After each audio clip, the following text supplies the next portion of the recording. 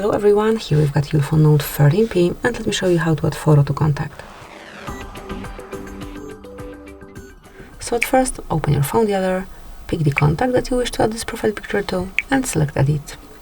Now tap on camera icon and choose Take a Photo or Choose Photo. Okay, so actually I have nothing in my gallery, so let me grab a picture right now.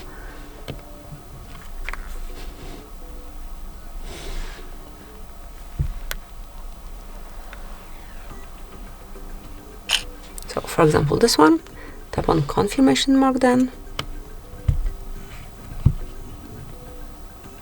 Now you can customize it as only you wish, so you can rotate the picture, you can crop it, and then if you wish to apply it this way, just tap on Save Copy.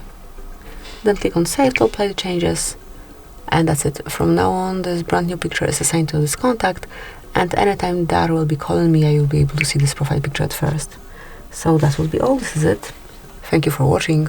Please subscribe our channel and leave the thumbs up.